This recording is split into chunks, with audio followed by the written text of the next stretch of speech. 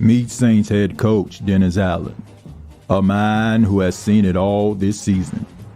The Saints have been up and down more than a yo-yo on a trampoline. But guess what turned the tables for Coach Allen in the black and gold? Just for Wins, the winning formula for your hair and your team. Brought to you by the fine folks at Who Dat Confessional. We've got the before and after, and let me tell you, it's like night and day. Dennis Allen went from cleanup to touch up, all thanks to the amazing power of Just for Wins. Just for Wins is not your ordinary hair dye. It's a secret weapon every coach, player, and superfan needs. It is like having a lucky charm right on your head, literally.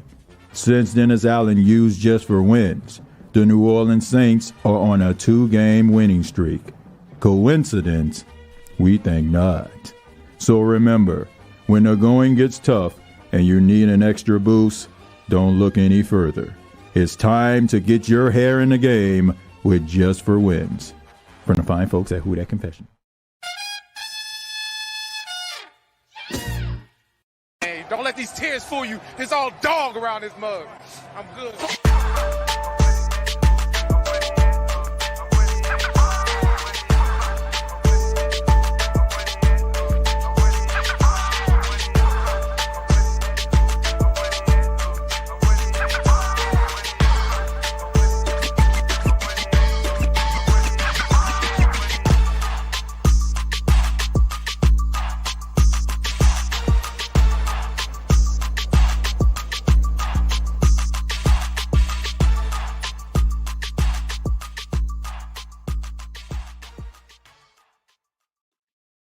Ladies and gentlemen, it is yours truly, TJay Jones, the host.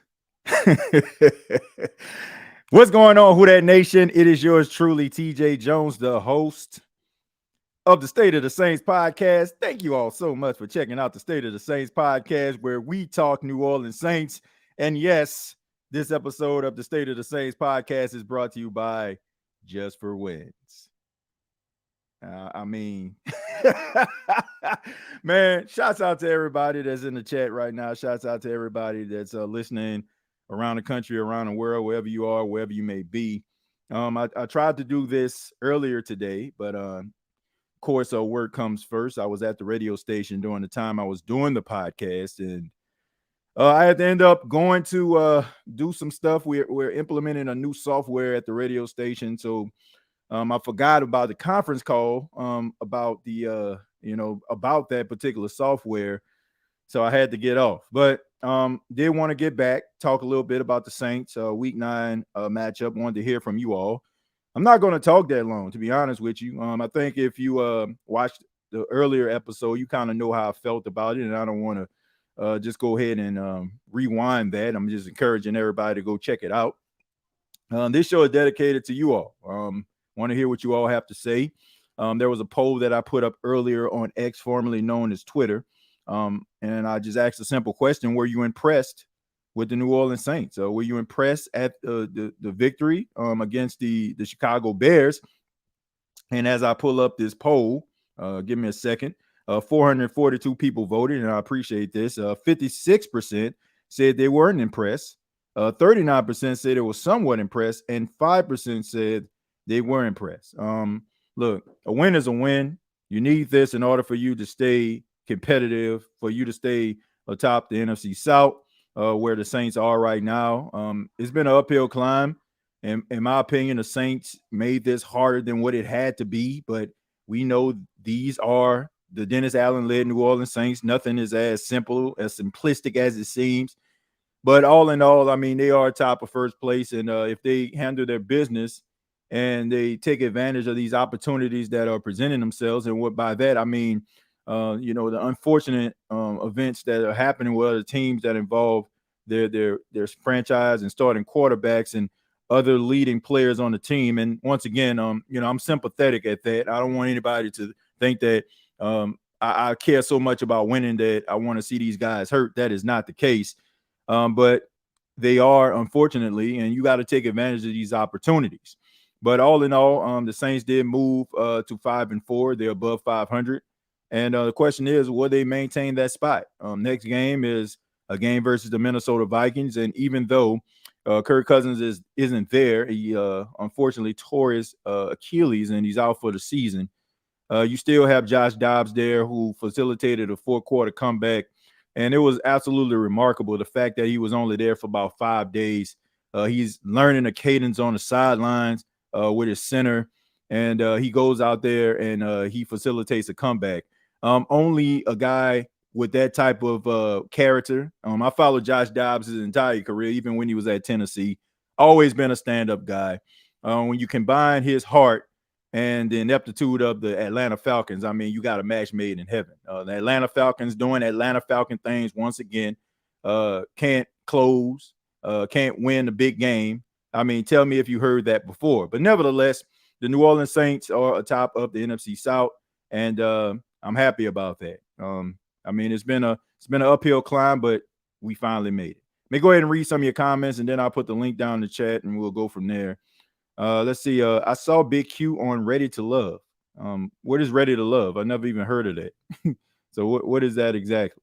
But shouts out to Big Q. I mean, if the man is out here trying to find his number one, I mean, I ain't got no problem with that. I know how that is, man. I got my number one. Shouts out to my wife.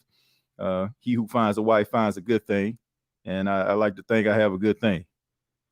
Let's see. TJ sounded like he about to narrate a horror movie. Yeah, man. Look, I tried to do a little narration. I got inspired by, I don't know if people have probably seen this, but if you've been watching football, you know what I'm talking about. There's this new vehicle that came out, and they had Troy Polamalu, and they had Weapon X on there, Brian Dawkins, and you had the narration kind of thing going. So I just thought, what would be entertaining if I was to actually add that Just for Wins thing to it. So might be hit and miss, but nevertheless, I'm always just trying to find ways to entertain you all. So hopefully you enjoyed that. DA tried to give the damn game away. Well, luckily he didn't. And yeah, there were some questionable decisions. I will say that there were some questionable decisions, but that just comes with the territory. I mean, we already know what type of coach Dennis Allen is. I just don't understand why we're trying to think that this guy just gonna wake up one morning and just become Bill Parcells or Bill Walsh or Don Shula. He is who he is. You're going to get some good and some bad. You're going to get a mixed bag. That's just who he is. I'm not looking for Dennis Allen to be a top-notch head coach. In my opinion, he never will be. To me, he can find himself in a really good circumstance, and it can kind of catapult him to be relevant. It's kind of like when I think about Zach, when I think about Zach Taylor, the head coach of the Cincinnati Bengals, I don't think he's a good coach. I think that he fell ass backwards into prosperity in the form of Joe Burrow being the number one overall pick. And I honestly feel like if he still had Jamar Chase or T. Higgins or all these other guys, but he had Jake Driscoll as his starting quarterback, I don't think he would have a job right now. Dennis Allen kind of falls into that category. If he can get a decent quarterback, somebody that has the mind frame of Drew Brees, he'll probably have a job for a long time, but it wouldn't be because of him. I hate to say it like that, but it's just the truth. A lot of these coaches, they kind of get into a really good situation, and it's more so the players than them. And they kind of latch on to those players, and they become relevant, and they become superstars as coaches and legends. Dennis Allen, to me, if if he fires a quarterback like that, I think that he will, change the narrative about himself, but that's not going to happen with Derek Carr. I'm going to go to D-Man. What up, Dalton? How you doing, man? Thank you for being here. No problem. What's up with you, bro? Man, nothing much, man. Enjoying the life, man. What you got for us tonight? Yeah, I mean, congrats on the Saints yesterday. I mean, I know it's kind of sloppy, but when it's the Falcons, Buccaneers, and Panthers lost yesterday. Right. And yeah. I mean, look, this is the best circumstance that the Saints could ask for, Dalton. I mean, the fact that you had all the members of your respected division lose and you win, right? I mean, the stars were aligned for the New Orleans Saints. And if you combine that with some of the misfortunes of other teams, I mean, look, you have to really fumble the ball here, Dalton, for the Saints not to make the playoffs based on the circumstances that have presented themselves over the last couple of weeks. Right. And also, like, the Saints, like, they're in first place at NFC South. I'm going to be honest, though. NFC South is still weak division, in my opinion, though. And I still think it's do or die for Dennis Allen. Like, some fans, they want him gone, and some fans want to make the playoffs. Yeah. Yeah, look, I feel like with this, it's pretty much do or die. Let me make sure I guess the person that's in the chat, that's actually you. I want to give you credit for that because you mentioned this in the chat. You said it's do or die for DA, and I agree with that. You know, like if you can't make the playoffs with this type of schedule that you had at the beginning of the season, and all of the stars are being aligned for you, like I don't know what else you can sell the Who That Nation on. Like you got to get this guy up out of here. But I mean, if he ends up winning the division, it's going to give Mickey Loomis yet another excuse to keep him around. But you're not going to keep, like, even if Dennis Allen comes back, you're not going to keep the dynamic of Dennis Allen and Pete Carmichael. It's rather you're going to completely blow this thing up, or you're going to keep Dennis Allen and let go of Pete Carmichael. But there's no way that these worlds can coexist together and give us consistent football, Dalton. Right. And also, like, if the Saints do win the division, I mean, the thing is, like, we'll be in the 4th seed because there's no way we'll be at number 1, number 2, or 3 because we're not better than the Lions. I hate to say it, though. The Eagles have a better record. Mm-hmm. 49ers, you know, they lost 3 straight. Though I have a feeling we might be in the 4th seed, though. But, I mean, that's what I said. Like no matter what, though, I think we're in a 4th seed. Okay. Yeah, I mean, look, if you know they'll fall into that 4th seed category because they won the division. But when you look at the landscape, I mean, when I watched the Dallas Cowboys Philadelphia Eagles game, not a big fan of either team, but I mean that was probably the best game of the year. Both of these teams were like jockeying for position. You can see both of these teams like represent the NFC in the Super Bowl. As much as I hate saying that about the Cowboys, but when you look at them and how they line up against the New Orleans Saints, it's going to be an uphill climb. Now, I'm not going to say that the Saints can't beat any of these teams because I feel like they can if they had their head on straight and they go in and they're focused. But the problem is, Dalton, we've seen the Saints come alive in the second half over the last couple of weeks, and it's been an issue. If you do that against some of these top teams in the NFC, I mean, it's not going to be a 17-7 game. It's going to be more like a 30-3 type game if you do not correct some of these issues earlier in games. And I'm just wondering to myself, can they do it? That's what I want to see, though, because it's like real tough competition Saints and not. I can't blame the Saints on that. It's more like an NFL schedule because we usually get the easy opponents, so like weak divisions, weak opponents, in my opinion. Yeah. Well, when you look at it, man, like if the playoffs started today, the Saints would have a home game against the Dallas Cowboys. And that would be a tough matchup for the New Orleans Saints. You know, the Cowboys, to me, are probably a tick down from the Philadelphia Eagles if you look at the defensive line of the Eagles and the offensive line and the quarterback play. But at the same time, I mean, I hate to say this too, but if I was a betting man, I have to say the Dallas Cowboys at this stage are better than the New Orleans Saints. And the New Orleans Saints are going to have to play some really good, nearly perfect football in order for them to beat them. Now, we've seen the Saints do some things, but that was the Patriots. The Patriots are one of the worst teams in the league. What are you going to do when you have to go up against one of the top teams? That's a question mark for me, my friend. I mean, that's what's a big question mark. Like, if we beat them, I mean that's a good thing, though. And I'm not saying losing a bad team. Right. Don't say that, though. Like, look, being a bad team, like, you expect them to win, to be honest, though. That's why I never, not being mean, all that stuff. That's just my opinion. Yeah. I mean, look, man, it's not about being mean. It's about being real. And Dalton, that's what you're being, man. You're being real. Like, this is going to be do or die, number one, what you just mentioned with DA. It's going to be tough if the Saints make it to the playoffs to go up against some of these top teams. Can they beat these teams? I believe they can, man. They got the talent. Like, if we talking about tail of the tape, it's not so much where it's just so lopsided that you can't see the Saints matching up. like I can see Marshawn Lattimore guarding CeeDee Lamb. I'm confident with that matchup. I'm confident with what I'm seeing from Paulson and Debo going up against Brandon Cooks. Like, I'm confident that they can be able to combat what they're doing. But the question is, can they be consistent, by all 4 quarters of the game in order for them to be able to get over the hump if they were to make it to the playoffs? The up and down stuff that we've been seeing throughout the season is not going to get you where you need to be. So hopefully these next couple of games, I know people are kind of, ho-hum about them because of the circumstances that the teams that they're playing against are in.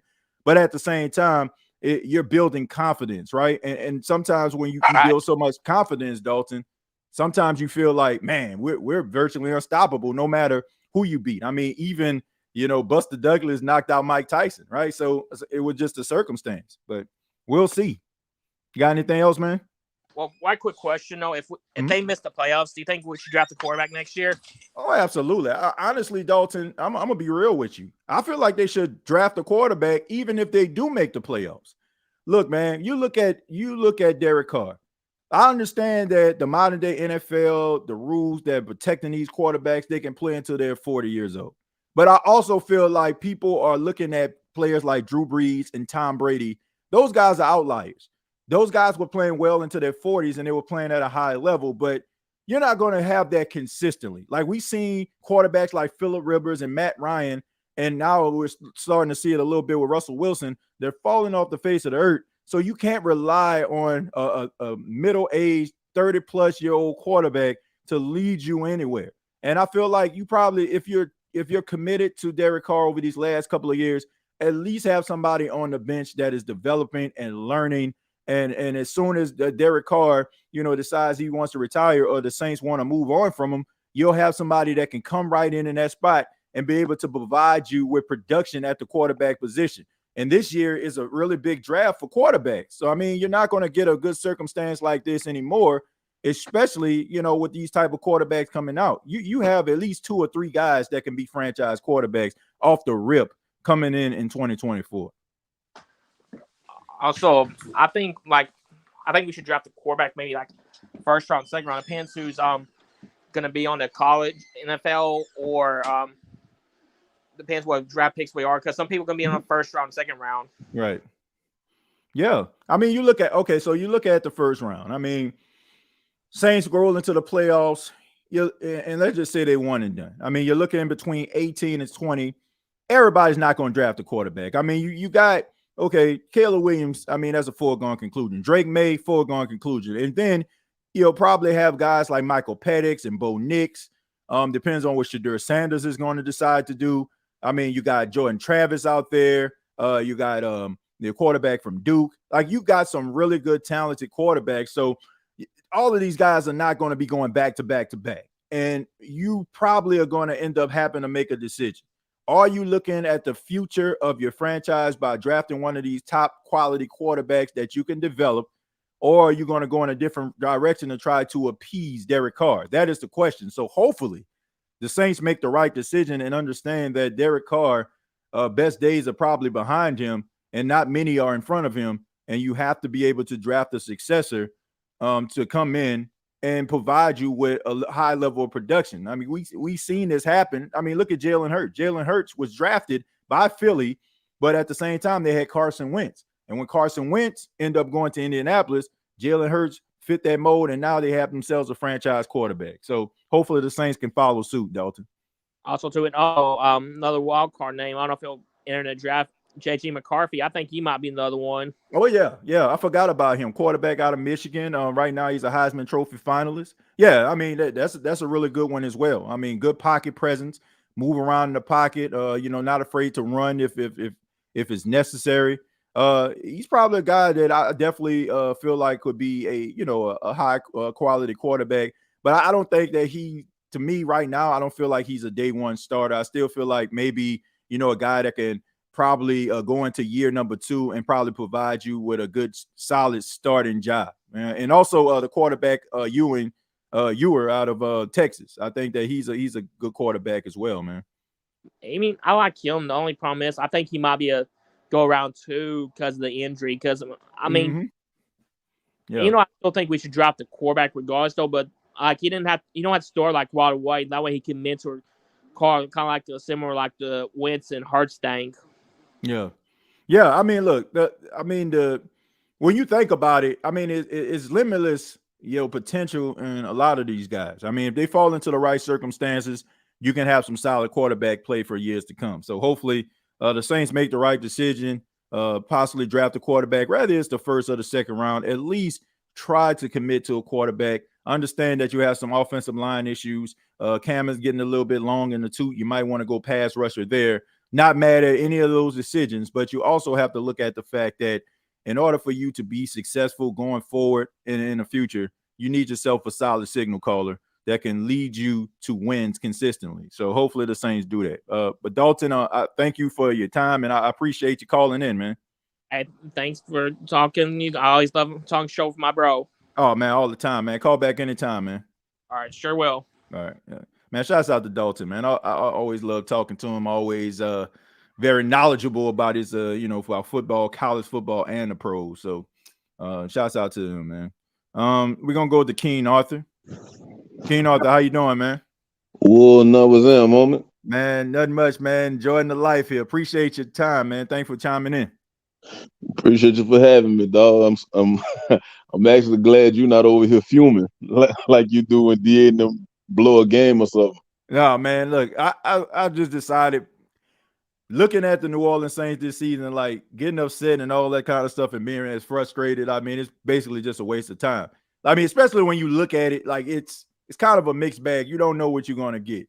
Like from a certain perspective as a homer, like you get frustrated at what you see because of the potential, but I mean, the Saints are who they are, Kean Arthur. So we just got to go with the flow, man. Take the good with the good and the bad with the bad, man. Hey, TJ, you remember in the early 2000s when Kurt Warner used to play? Mm-hmm. Like, you really didn't know what you was going to get from dude. Like, you might get a Kurt Warner that might hit you for 350 and 4 touchdowns, or you might get a Kurt Warner that might hit you for 211 and 3 turnovers. Yeah. Like, and I couldn't stand that. I used to be like, bro, Kurt Warner is a dog, but what is with this inconsistency? Yeah. And then I look at my team, and it makes me mad. It makes me irritable to watch them on a week-to-week basis, knowing that we have all this talent. But if you don't have the right people at the helm, it's not gonna matter. Yeah. You know, if you have people the dude who calling plays don't know how to utilize his people, then it don't make it's like this. My daddy be saying this all the time. He a Raiders fan. Don't ask me why. Don't judge me. No, that's all good. I understand. But he always say this, bro. He said the Raiders got a track team, but what good does it do me to be able to run a 4.3 if I don't know when to run? Yeah, that's a good point. That's a good point, I man. feel like that about our team, bro. I agree, man. I mean, they got a lot of talent on this team, and that was my biggest gripe last week. I know a lot of people are probably brand new to the show, and shouts out to them. A lot of people, probably end up like finding the show due to the situation that happened on X with Underhill. So a lot of people just think that I'm uber negative because they found me at a certain time. But the reality is this, man. When you look at this team and how much talent that they have, last week I was upset about them spending majority of the time from what I hear trying to go after Hunter Renfrow. What is the point of bringing in a guy like that? Oh, he's a slot receiver. Look, you got some talented guys on the team right now that can't get the football. Michael Thomas didn't have a catch yesterday. He had one target that was thrown at him. You're telling me that Michael Thomas wasn't open at all? Like, it's just stuff like that. Like you got to find ways to get these playmakers the ball. Like, and if they like, it just seems like to me they're trying to make certain plays work with guys like Chris Olave. You can tell like he's uncomfortable with those type of situations. Like, so why not put him in a situation that makes him comfortable? Like they are starting to grow up Chris Olave because they're putting him in positions that he don't need to be in. I get the play and understand how it works, but man, you got to understand what these players do. And I know it was frustrating Kean Arthur, like when Sean Payton was the coach, like we knew what the players were going to do. Like we knew Robert Meacham was going to do the streak. We know he was probably going to do the wide receiver screen to him and Devery Henderson. We know that Tavares Cadet was going to catch the ball out of the backfield. But at the same time, he utilized the strengths of these guys. And I'm not seeing this with the New Orleans Saints right now, man. I'm just seeing guys just kind of throwing stuff against the wall and hoping that it sticks. Facts. Hey, TJ, don't you miss the days when you played against teams or you had coaches that you might know what I'm about to do, but guess what? I'm so potent with this, you still can't stop it, or it's difficult for you to stop it. Yep. Sometimes, like you was talking about a couple of shows ago, you was talking about simplifying the offense. Bruh, sometimes I don't care if somebody knew that you about to run this jet sweep. He still gotta stop you. Mm-hmm. He still gotta stop you. So you Right. telling me you got two guys who run a 4-3 Mm-hmm. or lower Right. in Rashid Shaheed and Chris Olave. You telling me everybody that slot corner that's coming across the field to check him is going to Right. be able to catch up with him every time, Right. especially if he managed to avoid getting chip blocked. Mm-hmm. He, Yeah. he still might get smoked around that corner. Exactly. Yeah, I mean, So, look, I just don't understand it. Like, I don't understand it, and also what you just alluded to was the fact that if it's working, no need to shy away from it. No need to second guess yourself. You know, I normally go back, Kean Arthur, to that NFC Championship game where the 49ers played the Packers. Jimmy Garoppolo threw the ball 10 times because Green Bay could not stop the run. They were running the ball down the Green Bay Packers' throat, and everybody knew it was coming. And that is the most memorializing experience, being able to do something and you know, a team doing something over and over and over again. You can't stop it. If it's working, then go for it. No need to go out here with the triple reverses or trying to do stuff that you know that just don't work. All of these guys possess a certain skill set, and if they utilize it correctly, I think the Saints can have a high-powered offense. But I just feel like right right, now they're trying to figure out how to make guys happy, and at the same time, like, luckily, Michael Thomas is a different type of cat because he ain't on that Brandon Cooks thing where, you know, they won a game and he talking about closed mouths can't get fed. Like Michael Thomas, that's a testament for anybody that's out here being negative about Mike T. That's a testament to what type of player and teammate that he is. So, I mean, but at the same time, the man deserves a football, and they got to figure out ways to give it to him, man. facts. I was looking at I watched the highlights of that game at least 6 times already, and Mm-hmm. just looking for the little stuff. It was at least 4 plays that I watched Mike T cook the corner in front of him, Mm-hmm. and Derek Carr. I- Help me understand this, TJ. Maybe I'm Mm-hmm. off. Maybe I'm throwing off right now. You heard me? Because Mm-hmm. I see Derek Carr. He'll get into his 3 to 5 step drop, and Mm-hmm. somebody come right across his face wide open, and he will look them off and go to somebody else who might be a little bit more covered, or the completion might be a little bit tougher to make. And I'll be Mm-hmm. like, bro, why not just take what they give you? Like, you overthinking. That's what I start to think. You overthinking, and you costing us yardage. You costing us sustained drives. Right. Am I tripping? Nah, I don't think you are. Like I mentioned the play on third down where you actually had A.T. Perry on a drag route. He was wide open, like literally, right? Like you could actually literally see it from the television. And look, I'm not out here trying to nitpick. I even said this on X. I said Derek Carr is going to kick himself when he goes and watch that footage and he see how open A.T. Perry was. Like, because he was like streaking across the field. Now, a lot of these guys, like the A.T. Perrys and the Lynn Bowdens, like these guys are just in the game to block, right? They just, you know, they're not going to get the football. But my question is, why not? Right? I mean, if they're in the game and they're open, throw them the football.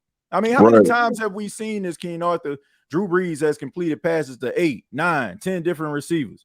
Do you remember that? Do you remember they made that big deal on a Thanksgiving night against the Falcons? He was like, he threw 4 touchdowns for 4 undrafted guys. Like, who right. cares? Like, who cares if, you know, like Chris Olave is a first round pick and A.T. Perry is a 6th round pick. Look, if he open, throw him the football. And, you know, I just think that a lot of the schemes and stuff like that they run, I understand like certain guys have to block and all that kind of stuff. And, you know, they be an ultimate teammate. But if they open, throw them the football. I'm pretty sure their mama watching and they want to say that's my baby at least one time. You know, you got anything else? I got a couple more things, TJ. No, All right. I got a couple more things, big dog, and I'm gonna let you go. One, I've been seeing in the chat people hollering about Blake grouping and all this, that, and the third. Say, bro, what is it with our chat and our fan base that don't want to give players no grace to grow? This dude is a rookie. And then on top of that, he hitting his field goals at over 80% clip right now. Right. That's unheard of for a rookie kicker. Yeah. Like, yeah, he missed a few that might have made you be like, man, dang, we could have won if this is in the third. But we can't become so invested in winning that we forget that players are human. They gonna make mistakes, bro. Not all these dudes is a superstar as soon as they come out the gate. And that leads me into my next point. All you people who had something to say about Paulson and Debo, I remember all y'all. I know Chosen do, and I know TJay do. It's time to eat crow, baby. It's time to eat crow. I don't want to hear no excuses for why you thought the way you thought. Get that man his props. Come to the front of the congregation of the State of the Saints podcast. You heard me? Look, I was joking around. I said, man, people was deleting the tweets as that guy was on the field. But I'm telling you, man, like I was telling people, like, when the whole debate about, you know, who was going to be the number 2 corner opposite of Lattimore, and I was telling people, I'm like, Paulson and Debo is good, and people were like, I don't know about him. I was telling people, don't fall for the shiny new toy. Like, a lot of us, like, we neglect what we already have because the other person is the unknown, right? We want to see what they can do. Because I don't care if you're a 1st round pick or a 5th round pick. If you get drafted, you got fans that are going to look at you as like you a savior, right? If the linebacker group is struggling, they draft you in the 5th round out of some unnamed school, you still going to supposed to be an all-pro. And I just felt like when people weren't looking at Paulson and Debo and his skill set and his ability, the dude is a smart football player. Like, all he had to do was, you know, let the game slow down for him. And now we're seeing in his 3rd season, we're seeing him come alive. And I mean, we also have to understand this too. Paulson and Debo would not have fell into the lap of the New Orleans Saints in the 3rd round if that dude didn't take a break in 2020. That was the only reason why. No, he wasn't hurt. He just decided not to play. The Pac-12 and Stanford, they end up like deciding not to play that year, and then they decided to, like, you know, start the season. But he was like, nah. He was like, man, y'all, look, I already shut it down. I'm looking forward to the draft. So he didn't play that final season at Stanford, and he just went to the draft, and that's why his draft stock fell. If you look at his stats, if you look at his production at Stanford, he would have been a 1st round pick. A lot of these teams weird, right? They like, oh man, you could have played, you wasn't really committed, and he fell to the 3rd round. This is a 1st round talent type guy. So I think we're starting to see that. Now, look, it's not going to be one of them situations where all of a sudden he's just about to be Jalen Ramsey, but he's still going to give you solid production, man, and that's what you need. Right. I'm gonna say this, TJ, and I'm gonna get off your line, homie. One, we got to give props to the Saints in this regard. Right. 1 penalty for 5 yards, no sacks, no turnovers. I'm still concerned about our ability to finish out games and put our foot on people's throat. Right. I'm sorry. I'm gonna be on that. I'm gonna die on that hill. But you got to put people away, bro. Like, we had 4 opportunities to really go up at least 14 to 21 points on these people after all the turnovers, and we blew it, even when we was in the red zone. So, but I'm gonna give us credit where it was due. Like I said, Derek Carr didn't die this week, and we didn't kill ourselves with penalties and stuff like that. Yeah. So I'm gonna give him credit there. And last thing, TJ, as it pertains to Honey Badger, Marcus May, and Alante Taylor, we didn't. Honey Badger got mossed on that touchdown, but it wasn't for a lack of trying, and that's what I took away from it. Like, the dude just made a play. Yeah, it is what it is. But I want to know: do you think we need to start looking for another strong safety? Nope. You don't think so? Nope. I do not. I don't feel like we need to be looking for a strong safety. You already got one. You know, like you know. First off, Jordan Howden is, you know. To me, like, here's the reality. Like, let's just be 100. The only reason why Marcus May is starting over Jordan Howden is because Marcus May is the contract guy. That's it. And the Saints do not want to have a person that's making the type of money that he's making on the bench. This is a brand new Orleans Saints team right here. Like, one thing about Sean Payton was like, F your feelings, right? If you ain't playing and this undrafted guy is out here, you know what I'm saying, giving me solid production, I'm playing him. Like we seen that. I remember the time he benched Kenny Vaccaro. You know what I'm saying? Yeah, I remember that. And he Then put he Pierre got Warren. traded to Tennessee. Yeah, and he put Pierre Warren out there. I mean, Pierre Warren wasn't like he was a liability. He was a ball hawk, but he was a liability. But he put him out there. So my thing is like it's a lot of like, you know, fine, you know what I'm saying, fine glove using going on with the Saints. Like a lot of, oh man, you know, we just gonna pat you on the back, man. It's gonna be okay, man. We need you here. You know, so I feel like that's one of the main reasons. Like you can't look at what Jordan Howden and what he did last week against the Indianapolis Colts and think this guy don't supposed to be sitting. I mean, don't be out here playing the game. He looks better than Marcus May. And as far as like what the Honey Badger is concerned, like, yeah, you can probably draft a guy, you know, probably, you know, kind of wait in the wings. But man, we gotta also pump the brakes on this, Kean Arthur, where we see a dude out here, you know what I'm saying, get caught and getting moused and stuff like that on our team, and then all of a sudden we want to throw him away. Like I see that way too much. Like everybody is not going to be Reeves on every play. Everybody ain't going to be Deion Sanders on every play. Like there's nothing wrong with the secondary that the New Orleans Saints have. These other guys get paid a lot of money to make plays. Like the Saints ain't the only one paying players to make plays here. And and sometimes you just go up against guys that wanted a little bit more than you do at that particular time. And also, we got to understand, you got Cole Kmet, who is 6'6". This guy is 6'6", 250 pounds. And y'all expect for the Honey Badger, who is 5'8", 189 pounds, to go out there and just be able to like just push this dude, you know what I'm saying, to a point where he doesn't catch the football? Like, I didn't realize he was that small. Man, yeah, man. Like, man, Tyrann Mathieu is a small guy. Like, I think because of the Herculean efforts that he put towards, I think people don't realize like how small this guy is. And you're gonna have situations like that where you know he go lose matchups. Like, man, he's a small guy. Let me make sure I'm giving him. He's 5'9", 190 pounds, and he going up against a 6'6", 250 pound guy. Yeah, you know who's gonna win that matchup more times. That's a little dude, boy. Yeah, the fact that he's been in the league this long, that small, and that much of a difference maker is a testament to how good he is. But come on, man, I don't think anything's wrong with any one of these guys, to be honest. You're like that's the Drew Brees of the defense, right? The little dude who overachieved. Yeah, but I would say this, TJ. To me, I'm gonna know the Saints for real if they take care of these games that's in the way, like you said, with them circumstances, and then they get to the Lions and either beat them or dominate them. Then I'm gonna know y'all for real. Right. Yep. But pretty much. I'm gonna let you go, big dog. All right. I appreciate it, Kean Arthur, man. Call back anytime. Yes, sir. All right. Yeah.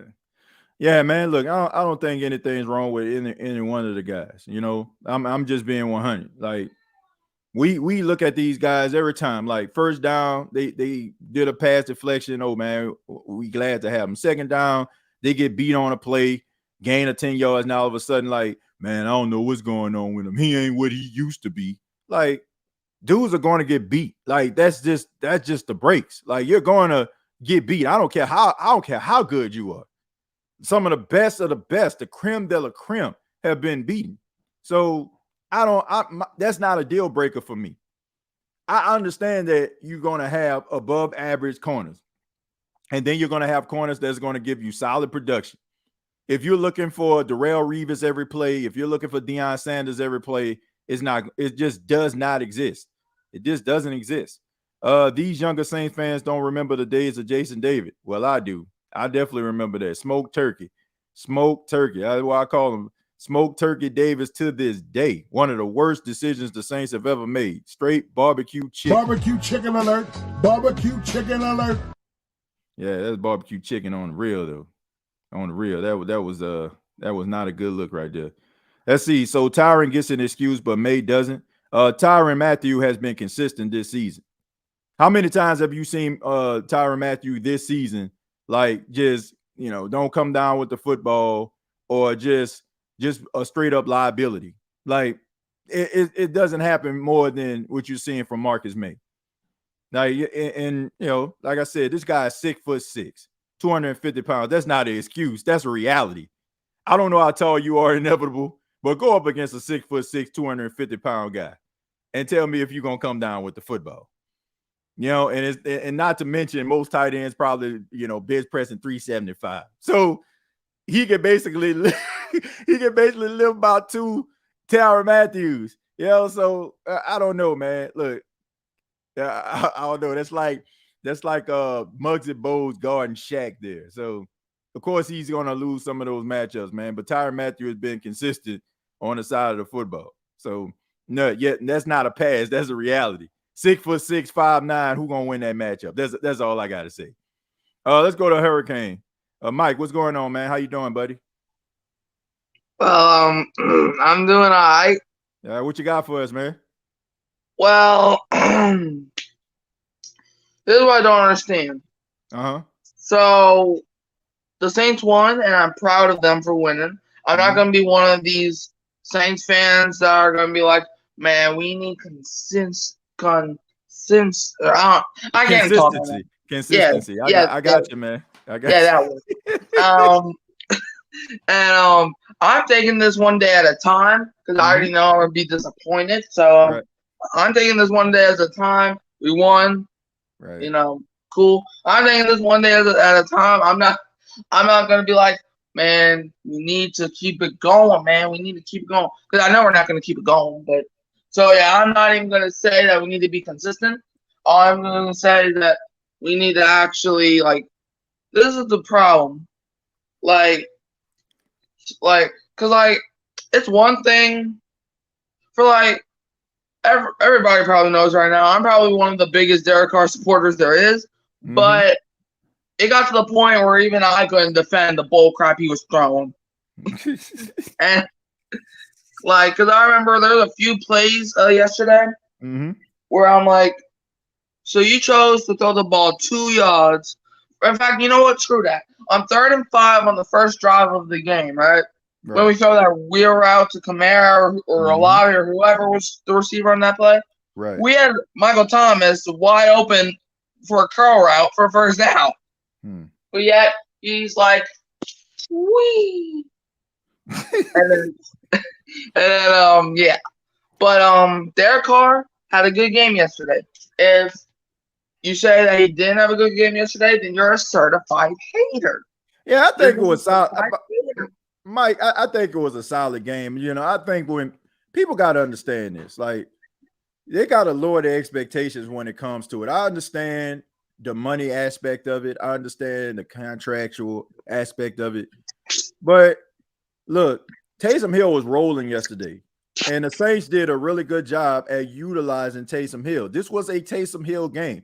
I know you remember that game a couple of years ago, Mike, when the Saints played the Vikings, and everybody got upset, right?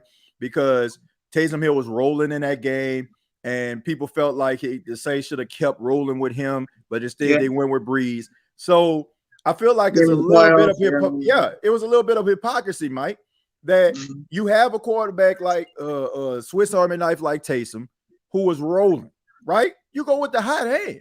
And what he did, I'm talking Derek Carr, was solid. I mean, it was a solid performance.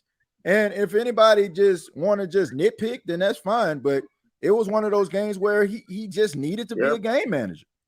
Yeah. And I personally don't have a problem with Carr being a game manager because I'm not asking them to throw 30 touchdowns, 4,000 yards, and only 2 interceptions. I'm not asking them to play like Patrick Mahomes. I'm asking him to be a guy who can win us football games. I'm not asking him to go win us 10 straight Super Bowls. I'm not asking him to do anything crazy. I said some things, but I didn't really actually expect us to win a Super Bowl in year number 1 because, number 1, there's still lots of competition in the NFL. And so, yeah, Derek Carr, he's kind of the outlier above all that. But also, the Saints as a team, like you said, I remember watching that touchdown that Cole Kmet scored. Tyrann Mathieu just looked silly trying to even attempt. Yeah. I mean, that was a really good catch by Cole Kmet. I mean, that was a really good catch. You got some wide receivers that probably ain't gonna catch that pass, to be honest with you. I mean, that was pure athleticism. And Cole Kmet is like really underrated as a tight end. Like if you've been Yeah. following the Chicago Bears, like he's a really good solid tight end for them. Yeah, I feel like because like I was high on Cole Kmet coming out of college. The first year or two didn't really go how I or anybody else planned out. But then up to like around the end of last year to this year, he's been alright. You know, like I feel like he was what Robert Tonyan was, and what coincidence they're both on the same team now. But I feel like he was what Robert Tonyan was when he was with Green Bay, where he would like be just like a 5-yard route, give me the ball. You know, like red zone, good blocking tight end. Yep. All right, but I feel like the Bears, right? That game was. I did not expect us to win by 30. Like a lot. I didn't expect us to blow them out like everybody else thought that we would. Right. Because I know what this team is. This team is not. I'm gonna punch you in the jaw and stomp on your teeth type of team. It's you want to keep it close, you can keep it close, but we're still gonna win sometimes. Not all the time, but sometimes we will. You know. But people want to say how last year's offense was kind of better, and if that was true, then we would not be 5-4 right now. So I don't care what I say. Well, at the end of the day, what you first said when you got on, a win is a win. You know, I mean, we can nitpick wins all day, all night, but it feels better to actually have these conversations in a win versus what things were like over the last 2 weeks before the Indianapolis Colts game. So I'll take it. But at the same time, like you have to have careful optimism here, Mike, when you're talking about the Saints, because you don't want to just completely just cannonball into the pool, right? I mean, pool might be a little cold, so you got to dip your toe in there and just make sure that the water is just right in order for you to just hop in there. And I think that's where Saints fans are right now. And you know, there's some good things going on with the New Orleans Saints. I feel like there's definitely more that they can use. I think they need to use a little bit more Rashid Shaheed. I feel that Michael Thomas not having a catch in a game is just absolutely blasphemous. And I also feel like the frustration from Chris Olave probably is coming from them forcing him to do more things that he's not comfortable with versus the things that he is comfortable with, where he know he can be extremely productive. All in all, I think that these are fixable situations, but the question is, do the New Orleans Saints have the competent coaching staff to be able to put these guys in positions to be able to be successful? And that remains to be seen. It is, at least on a consistent basis, rather. You got anything else, man? No, I'm out. Okay, man. Appreciate it, man. Call back anytime, buddy. Okay, man. All right, yeah. Shouts out to Mike, man. Always coming through with the facts and real passion right there, man. Real passionate Saints fan. And shouts out to everybody in the chat right now. I'll read let me read a couple of these comments and then we'll go to Uncle Paulie there. Says Pete needs to add more wrinkles to the run game. They basically know our scheme, been running it almost 20 years.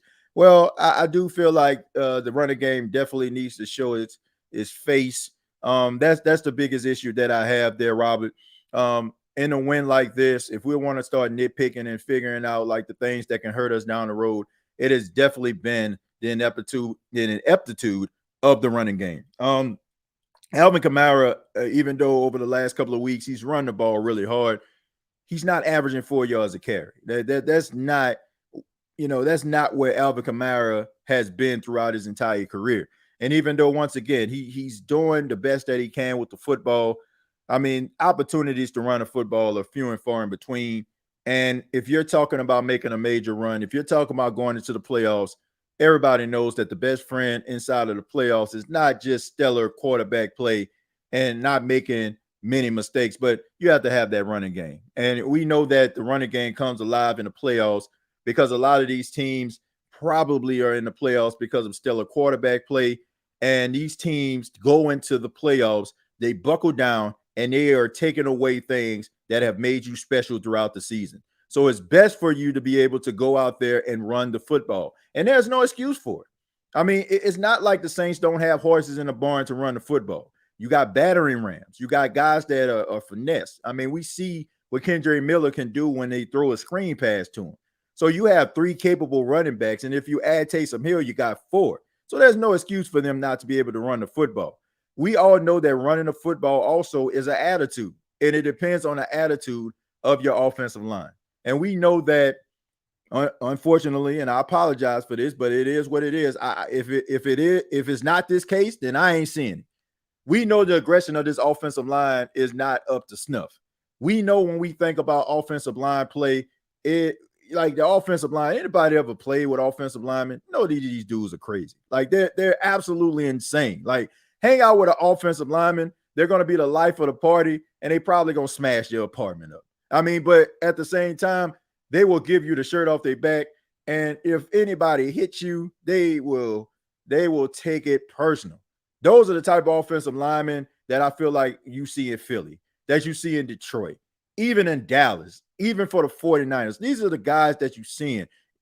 Anytime you see fisticuffs going on during a game, before a game, we see Trent Williams out there, the left tackle for the 49ers. He's the one throwing guys around and being a bully. And I just feel like that's what the New Orleans Saints are lacking. Got a bunch of nice guys that are really good in the community, and that's fine. But I think that you need that switch. And I feel like the offensive line of the New Orleans Saints lack that. You know, and I think if they didn't lack that and they were more aggressive, I think that the running game would be more successful. Too many nice guys on the offensive line for my life. I mean, Erlad's one of those guys, like if you like meet him or hear him talk, like, dang, I want to hang out with a guy like this. Like, if you think about Trent Williams, man, I don't know where I'm going to end up. You know what I'm saying? Trent Williams called me and be like, hey, TJ, you want to hang out? I don't know about that, Trent, man. You look crazy. That's the type of offensive lineman I want. If I don't have to think twice about hanging out with you, I don't know about you. Let's go to Uncle Paulie. Paulie, how you doing? What you say, Miss TJ? But man, let me say something. Your show is one hell of hard to get on. Hey man, it's a blessing, man. I mean, honestly, it's a blessing. I mean, from where we started back in 2018, and people are like paying attention to the show and wanting to chime in like yourself, man. I'm blessed, man, and I appreciate your patience. I appreciate your time, man. I appreciate you, TJ, because it gave me time to get my thoughts together, man. Yeah. See, let me get this out the way right here. Mm-hmm. To all the Who That Nation, all on Sportscom, Big Q, and all that. Mm-hmm. I want to let everybody know, TJ, I love the Saints. My first Saints game I ever watched was back in 1983 when the Saints played the New York Jets. Right. And I've been loving them. But I said, what is it? I didn't know at the time, the fleur-de-lis with the black and gold, man, the dome, man. I said, man, that team got some pretty colors. I mean, it's just cool, man. Bro, I've been liking the team ever since. So I want to get that. Every time I criticize, you don't love the Saints. You have to say, man, listen, I love the Saints, but listen, I got it right. I don't like Dennis Allen, man, or Pete Carmichael. You know why? Because that's that same old vanilla Carl Smith, Jim Mora, and Mike Dicker, and Daniel Brownwitz when he was offensive coordinator. It burns me up. EUQ would say this, TJ. I hate bad football, Mr. TJ. I hate bad football. I don't care if it's the Detroit Lions, the Phoenix Cardinals, Arizona Cardinals, whatever Cardinal. If they out there penalizing and half-assing and all that, man, I'm finna change the channel and go watch Philadelphia Eagles and the Kansas City Chiefs. That's real football right there. Hey, bro, I'm not gonna lie to you. I'm a big Saints fan. I love the New Orleans Saints. Been watching them since I was 4. But the aptitude of this football team, like I gotta wash it out of my mouth sometimes. So man, I'm watching the Cowboys and the Eagles. I'm watching the Dolphins and the Kansas City Chiefs at 9:30 in the morning because I want to see what real football look like. I want to see what really good teams are doing and what they're practicing. And I'm wondering to myself in frustration, why doesn't my team look like this? You know why, TJ? You know why? I'll give you old Vince Lombardi, one of the greatest coaches ever in NFL history. Mm-hmm. He said, you know what? He said, winning is a habit. Mm-hmm. He said, but guess what? Also, unfortunately, so is losing. Yep. And that's my problem with the Saints from Miss Gail Benson and Mickey Loomis and Mike, Mr. Lucia, all the way down. you know what, TJ? I'm like this. So people go get mad at me for what I'm finna say, but I don't care. Like I said, I had enough skin on the wall to know. I done been through the Saints, through the up and down and thick and thin. But look, I'm like this. If they weren't going to stay on the Super Bowl level, I kind of wish they wouldn't have won in the first place. And here's why. They did not keep that championship Super Bowl King of the Hill. They didn't keep that mind frame, TJ. Even with Drew Brees, I got to say it. As they started to see him decline, you know what? The Saints as a whole organization, they're the reason the Saints don't have a quarterback of the future right now. There have been so many even Sean Payton, he got to bear some responsibility. I know some fans gonna get mad at me, but supporters gonna get mad. I don't care. Cause like, man, it don't make no sense. All these elite quarterbacks, Pat Mahomes, Jalen Hurts, Lamar Jackson, you can name them all. The Saints had opportunities of a lot of them guys, and they passed over. I'm gonna tell you, TJ, Jared Carr is not the future, and I got to say this too.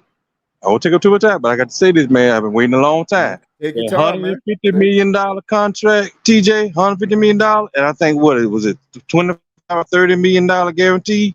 Sooner or later, that big contract gonna get to be a salary cap issue. It is gonna be just like Michael Thomas. He either gonna have to restructure, and it could take some that fat off that pig, or they're gonna have to trade him or cut it. What you think? It's gonna get to be a problem. Look, you know. First off, for your first point, I definitely 100% agree with you. Now, look, I don't agree the part about them winning Super Bowl. I'm glad that happened. But what I'm saying that kind of win, you know, right. Well, what you said, but what you said, well, Paulie, this is one of those situations where it's like you grew up poor your entire life, right? And then all of a sudden you go down to the corner store and you know what I'm saying, you get the Powerball ticket and you end up winning millions of dollars. Right? You know what I'm saying? So you know, like you excited. You never been in this situation before. Like I'm rolling to my house, you know what I'm saying? They opening up a gate. Like, this is great. Like, I don't want to lose this feeling. This is the greatest feeling ever.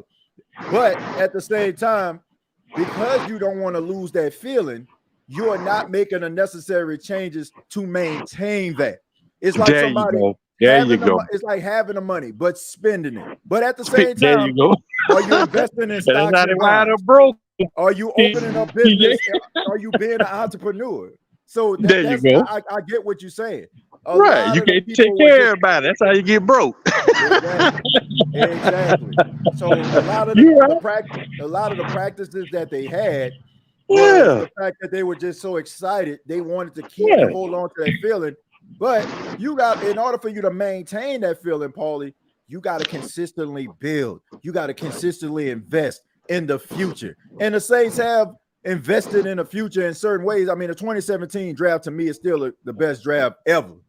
I'm talking about on any team. You still got guys out there making differences on other teams.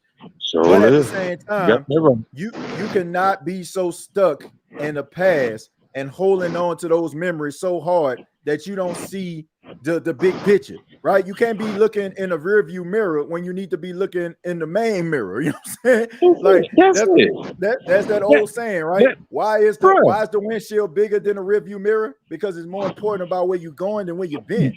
So, where you been? You better say that, TJ. You better say that, man.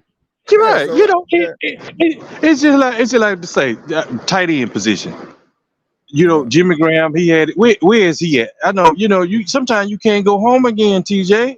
If it's time for Jimmy Graham to hang it up, let him, cause they ain't utilized Foster Monroe.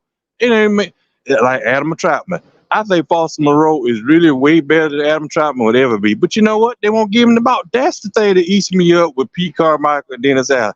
They got all they overuse Taysom Hill. Then they don't use him. Then they overuse Adam. Come on, you just can't run one horse to death, Mr. TJ. You got all the other, like I say, like Michael Thomas. They know where in the world, Brother TJ, that Michael Thomas should have got at least 2 or 3 targets Sunday. Man, I don't care. I don't care if he was triple covered.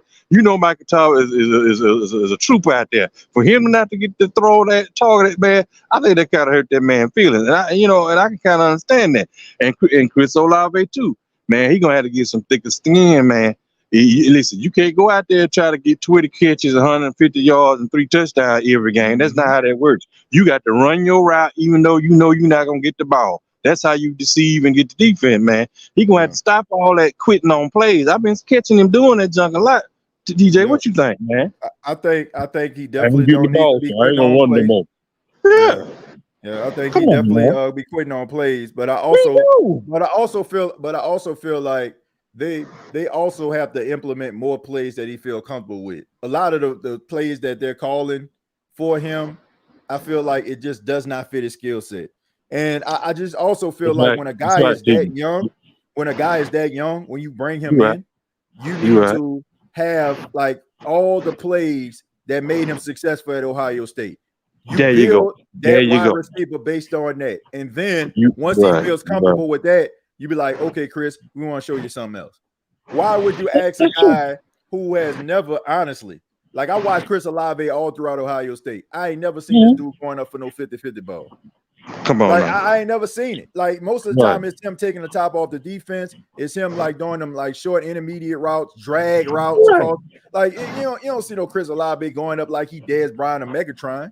And I feel like Right. you're not Right. utilizing him the right way. I mean, when it all Yeah. comes down to it, so I can understand his frustration, but at the Right. same time, you're a pro now, and you can't be pouting on the sidelines when things aren't going your way. That's just that's just You my got that. opinion. You got that right. Cause like you said, you called it, you hit the nail on the head. You said if Chris Olave don't watch it, he gonna be a Brandon Cooks 2.0. And Brandon Yep. Cooks used to do that mess, man.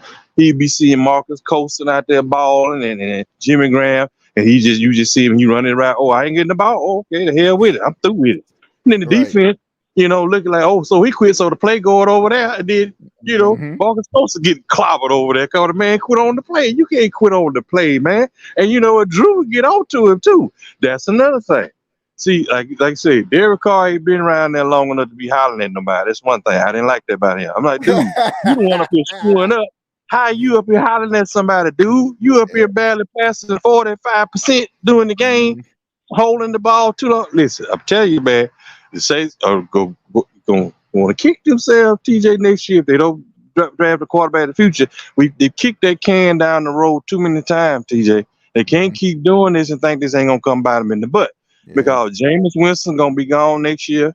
I think it's real pity how Adidas had that young man. I really think Jameis had some potential if somebody would have really worked in and believed in him and gave him opportunity. Even though he got injured and all that.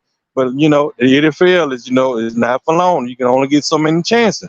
But you know Right. what? That sticking with Derek Carr, he's struggling and messing up. Back in the day, TJ, they wouldn't do that. Joe Nope. Montana, if he was out there struggling, a guy up there fibbing, they put Steve Young in. You know what I mean? Yep. I'm like, come on, man. Right. Bill Washington, they didn't play that. Mhm. Jimmy Johnson. I never forget one time John Roper. He came over for the Bears. He fell asleep in a meeting. They cut him the next day. They didn't play that stuff. Jimmy Right. Johnson, you gonna go to sleep in my meeting? Oh, guess what? You gonna have a pink slip. You ain't gonna have no job. That demanding excellence. That's what I see the Saints miss. That's what I liked about Drew Brees, man. Drew Brees demanded excellence. Man, don't come tell me, okay, next play, you better catch the ball. That's like, it's gonna be me and you if you don't catch it next time. You don't have that, man. Yeah. Y'all just talk about Teran Matthew, 5'8". Okay, I'm gonna tell you about another 5'8", 5'9". Sam Mills, 5'9", Mhm. 239 pounds. He Yeah. tackled. He made an interception. He called fumbles. He covered fumbles. Hall of Famer. He don't care how, Mhm. Archie Griffin said that he ain't the size of the dog in the fight. He the size of fighting the dog. Man, Right. Teran, he gonna have to get in that weight room and get a little stronger. Don't let nobody keep taking your bread, man. He took that ball from that tight end, took that ball from him. He gotta say, hey, man, you took food from my mama, my baby. No, we ain't doing it. Come throw it. Hey, run that play back. I'ma see you. He gonna have to get tough. Now, and when he was at LSU, TJ, Teran Matthew, the honey bear used to talk dogs. He'd be by around, man. But now he done got in it. I don't know what happened to him with the Cardinals, man, but he ain't got that fire like he used to. What you think? I disagree with that, man. I mean, He, this he, he, guy's one of the I best think he was safeties. slick. He did Hey, get hurt. He hey, had some injury, Paulie, I just feel like he's one of the best safeties, of this generation. Like I think that. I mean, getting up there in age, and then also, man, like you're gonna Right. lose matchups, Paulie. Like I don't look at guys and they Right. get beat, but if they consistently play well, I'm not going to just say they washed or they can't play anymore. You know, But so see, defensive coordinator Woods put him out there. He should have had some help. TJ, come on now. I can't blame him all the way. He should have had some help on that play. Come on now. You got 6'6", 260-pound tight end. Come on now. Yeah, I You know, mean, yeah, even Deion Sanders would have struggled with that matchup. Come on now. Yeah, I mean, it would have been it was a matchup nightmare for a guy like Tyrann Mathieu, but for the most part, that's just not his wheelhouse. So he's one of those guys that kind of plays it by ear. He's more like that Earl Thomas type guy, you know, the one that you put in the middle of the field and he just decide, like, you know, what decision he's gonna make, what angle he gonna come from, and more times than not, he's making plays. So, like I said, I don't feel like there's not, like, if I look at Tyrann Mathieu, this year, like, if we had this conversation last year, I probably would have been like, you know what, maybe he playing better than he did last year. And I didn't really hear too many people complaining about. I've heard people complain, but it's like now it's like people up here just wanted this man to just exit stage left.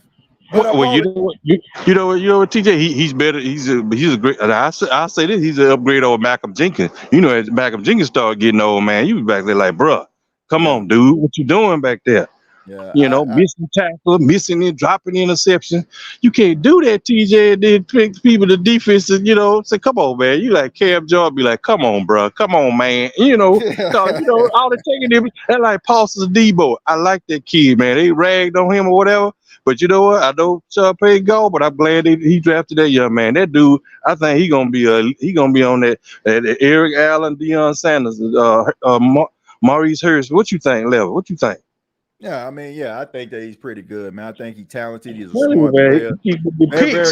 Very, very gifted, man. I mean, I knew from day one, just listening to him talk and how he was able to break down different plays. I was like, man, this kid gonna be special when he put it all together. But Paulie, I gotta go ahead and let you go, man. I got one more phone call to get to. Man. But hey, man, much love to you. Yeah, please make it a habit, man. I enjoyed talking to you. And I appreciate your patience, man. I mean, all right. I got one word for you. Who that? Who that, man? You take it easy, Paulie. Take care, man. All right, yeah, man. Shouts out to Paulie, man. That was a good call right there, man. That's an OG. You can tell that's an OG right there, man. He done seen it all. He done seen it all in the Who Dat Nation. You can tell.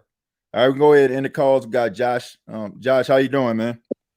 Hey, good, TJ. How are you doing, brother? I'm doing fine, man. What you got for us tonight? Okay, so before I get to that, I want to tell you something here, man. And you guys know how I've been on this journey with my body and my physical health, right? Mm-hmm. Okay, so I'm going to tell those people out in the chat this because I know a lot of people struggle with their health. Everybody knows I've been on this diet journey. I basically haven't touched processed food for 2.5 years. Celebrated 30 months of that this past Tuesday. So that's 30 months without a single candy bar, cake, none of that. Here's what that can. Oh, well, I'm sorry. Go ahead. No, go ahead, man. Finish up. Here's what that can do for you. Last week, about a week and a half ago, I started getting real sick, and it was that the virus that's been going around the world for a few years. You know the one I'm talking about. Mm-hmm. And all I can say, I don't want to speak too long on it. But all I can tell you is that it never got too bad. And here's the thing, TJ. You know how you just know things with your body. You can sense things. Yeah. I can sense. Oh, go ahead. I'm sorry. No, I'm saying I know how you feel. I definitely can relate. I could sense that virus was trying as hard as it could to get worse and worse and worse, but my body would only let it get to a certain point, no matter what. And so I beat a potentially, I mean, not that it's deadly for everybody, but it's deadly for some people. And I believe if I had gotten this virus 2 years ago, when I was first starting my health journey, I could have been in way worse shape, maybe even in a hospital on a ventilator or something.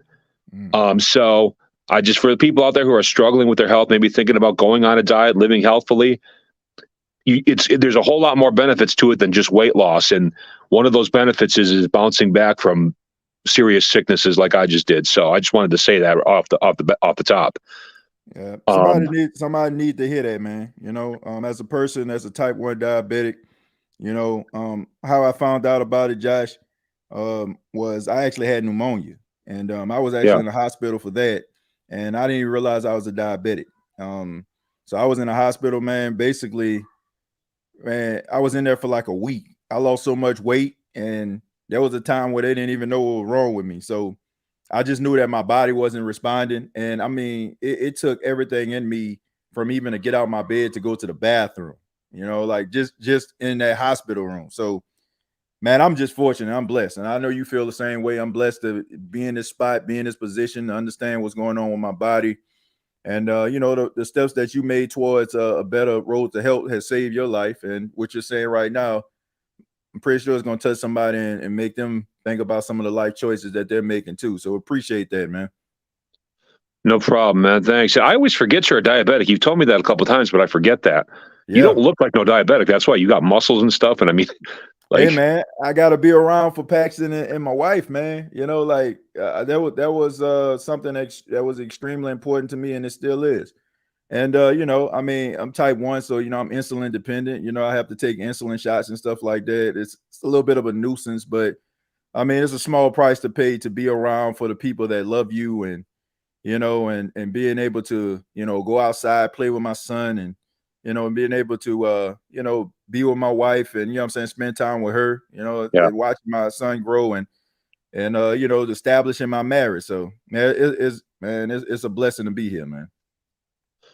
Well, before I get into the football stuff, just one more quick thing. I really would appreciate you checking your Twitter messages because I sent you a little apology, and that's between me and you. So okay. I don't know if you got it yet, but if you don't, you know who I am on Twitter, right? Yeah, I know you are on Twitter.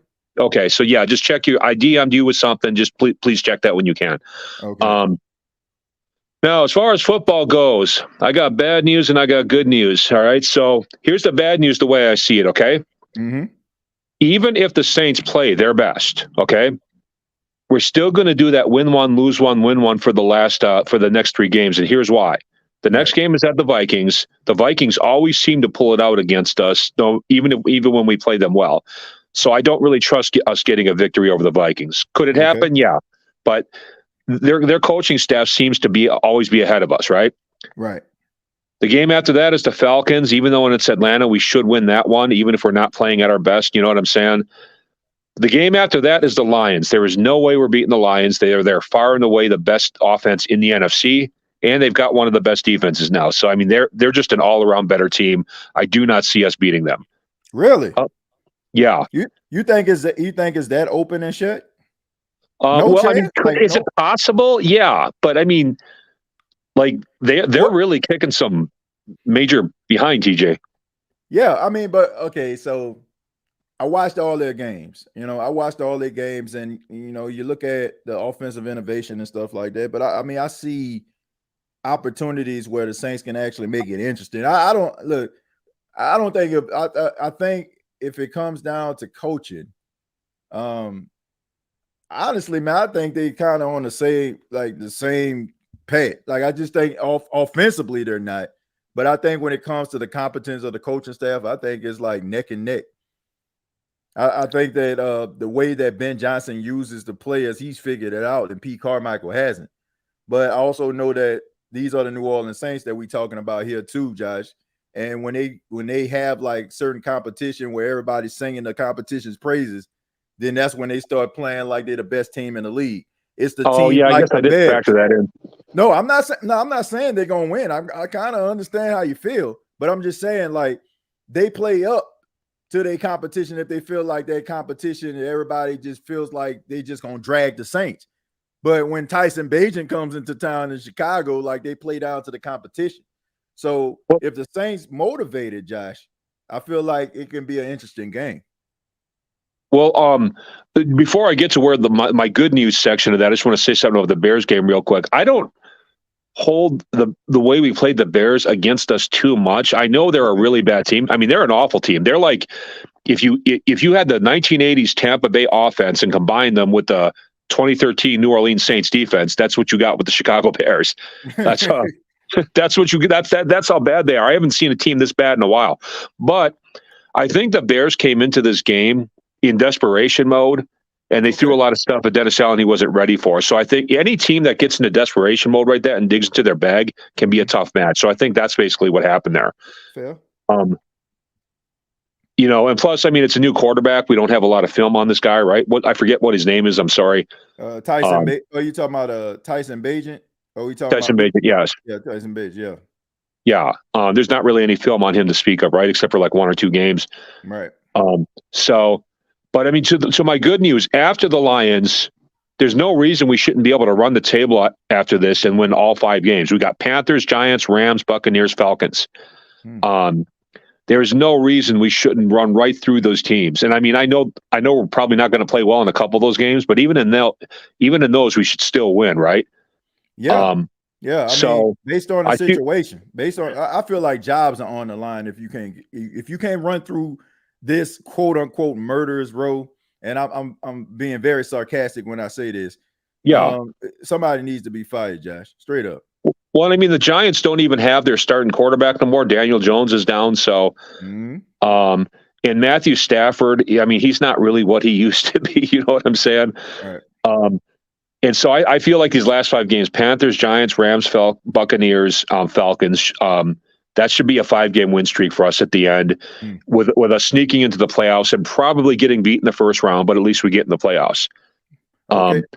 Last thing I'll say is I agree with you about the Honey Badger on that play. I don't know why people are on him about that play. That was just a really great play by the Bears receiver. Honey Badger was actually doing pretty good coverage. It was just a heads-up play by the Bears receiver. That's all it was. Yep. And he just won that matchup. So, yeah. I mean, but that's what I got for you, TJ. So I feel like we lose to the Vikings because they pretty much always have our number. Right. Then we beat the Falcons. Then we lose to the Lions, and you might disagree about that, but I just kind of see it that way. But after the Lions, we should win every game from there on out because all these teams are not anywhere near what our level is, supposedly. I mean, look, I look at this. Look, I look at the schedule, and I completely agree with you 100%. Like the only game that you look at as a potential threat is like the Lions. I mean, the Rams, they can become creative. That's not going to be an easy game for you, but they should win the majority of these games. Like this should be the point where the Saints start to find their mojo, whether it's false hope or, false reality or not, Josh. They should be winning these football games, and these games should catapult them to the division and a home playoff game. Now, when that happens, who knows what's going to happen in the playoffs? Any given Sunday, any given Saturday, you can possibly be able to pull off the upset, but you got to win these games in order for you to maintain this coaching staff, this organization to be the way that it is. If you want to maintain this type of structure, you're going to have to win the division in the playoffs because this schedule was way too easy at the beginning of the season. I was skeptical about calling it easy, but as you seeing Kirk Cousins getting hurt, when you see Daniel Jones going out for the season, when you start to see like Tyson Bagent starting and Gardner Minshew, like the stars are aligned for you to be able to take this division, and they basically handed it over to you on a silver platter. You got to take it. And if you don't, then somebody needs to be fired. Heads need to roll, and we just need to understand like this thing needs to be completely blown up, man. You got anything else? Yeah, I will bring one final thought. As you were talking, something came up, TJ. It's something I've said before, but I just want to reiterate it. I don't believe our schedule for the first 5 games was as easy as people were saying it is, because here's the thing. The AFC is way better than the NFC, but that's really only on the offensive side of the ball. It's a lot more even on the defensive side. There's a lot of good defenses in the NFC. The first 5 games, we had the Titans, Panthers, Packers, Buccaneers, Patriots. All of those teams are still fielding top 10 defenses as far as I know, except the Panthers, who have kind of become a disappointment on defense there. Wow. But I mean, those are good defenses. They're not very good offenses, but they're good defenses. So they still provide a tough game because of how good their defenses are. Yeah. So that first 5 games wasn't going to be a cakewalk. You know what I'm saying? Like those defenses would still be good even in the AFC. You know what I'm saying? Got you. But after that, we don't have a whole lot of excuses, right? Because then we got the Colts and the Bears, and Yeah, you got to get it done. You got to get it done, Josh. If they don't, then like I said, heads got to roll. I can't accept that. Like I'm not drinking the Kool-Aid. Like you should be winning these games. Like you should be winning these games, and that's the reason why I think that I'm not just over the top about these victories, because you should be winning these games. The Saints are capable of being a really good football team. They're not at the bottom tier like the Panthers and like the Bears are. So you should be knocking off these teams. I don't need sexy wins. A win is a win. Josh, nobody's going to care in a couple weeks. Nobody probably ain't going to be able to tell you the score without using Google. It's about winning football games. And if they can actually do that, man, then they'll be fine. And nobody will say anything. And if you make it to the playoffs and you get the bad draw and you got to play the 49ers or the Cowboys or something like that and you lose, I don't think anybody will be upset about it. They'll just understand that it just wasn't their year, but at least they tried and fought hard. So there you go. All right, man. I'm going to get myself ready to see what Jey Uso is going to do tonight, man. I don't know what he's going to do tonight, but I'm excited to see what it is. Yeah. Yeah, I'm excited about it, man. I'm always excited about this time of year. Going towards the Royal Rumble in the next couple of months. And all this whole like Road to WrestleMania thing is always exciting. I'm sorry for people that's not wrestling fans like that, but I'm definitely intrigued, man. I don't like the way they did my boy LA Knight, but I mean it was expected. But I feel like that I don't mind Roman beating him. I just feel like he should have gotten one more kick out before it happened. I agree. Yeah. It did make him look weak, and they didn't give him the superstar treatment where he kicking out of Superman punches and spears. But I still feel like he still has enough momentum. I'm pretty sure they're probably going to eventually have him like going one-on-one with Logan Paul, and he probably end up beating Logan Paul for the United States Championship. I feel like that's probably the route they're going to go to get him out of the title picture, still keep his maintain his stardom and all that kind of stuff. And you still, have, Cody and all the upper tier guys being able to go after Roman. Yeah, and I think either this week or next week is going to be them making a tag team out of Sammy and Jay. I think that's going to start because they're both after the Judgment Day right now, so it just makes sense. I think what you're about to get is you're basically about to get war games. You're going to get Cody Rhodes, main event Jey Uso, Sami Zayn, and they're probably going to add another partner to it, probably bring Kevin Owens back over, and they're probably going to take on the Judgment Day, or they're probably going to add a female dynamic to it, somebody that got some beef with Rhea Ripley. Probably. Well, what do you think of Drew joining the Judgment Day now? Because that kind of looks possible now. Not a fan of it. I feel like. But do you think it's going to happen? I don't know. I don't think it's going to happen. I don't feel like you should. Because he seems to be turning heel. Yeah, I think he probably going to end up turning heel just to face Rollins and give him something leading up to WrestleMania. But I don't feel like it's necessary because if you put him into the group, you're probably going to end up like taking away the dynamic of Damian Priest because they're trying to transition him to being a fan favorite. So by adding Drew McIntyre to the dynamic, I think it may take away from what they're trying to build up with Damian Priest, unless you add Drew McIntyre to the group because he can be the powerhouse guy like Damian Priest is. Yeah, and get Damian Priest out of there. Yeah, just to get Damian Priest up out of there, and he have a little beef with that. But all in all, man, a lot of different dynamics can go on. Looking forward to that, man. Yeah, definitely. Yeah, all right, TJ, I will let you. Are you going to watch tonight? Yeah, I'm gonna try to watch tonight, man. Depends. I'm about to actually get off pretty soon, man. I gotta make sure I put Patch to bed. I'll see where it goes from there. But I'll try, man. I appreciate it, man. Thank you so much. All right, brother. Thanks. Yeah. Shouts out to Josh, man. Sorry about all the people out there that may not be wrestling fans that probably got lost. But at the same time, man, I'm a big wrestling fan. I love wrestling. Been watching wrestling my whole entire life, man. Been watching wrestling my whole entire life. But let me go ahead and read some of the comments. I understand some people, got a little stage fright, don't want be on the phone. So I want to give y'all a little love. Man, shouts out to my boy Inevitable, man. Always coming through with the heat. Always coming through with good thoughts. Shouts out to him. He said, Philadelphia, the best offense in the NFL. I mean, it's hard to argue with that. It's hard to argue with that. I definitely feel like they got the best offensive line in football. They got some playmakers. They got some dogs out there. They are a really good offense. But I mean, the Cowboys offense ain't nothing to sneeze at either. Neither is Detroit. When the 49ers rolling, they pretty hot.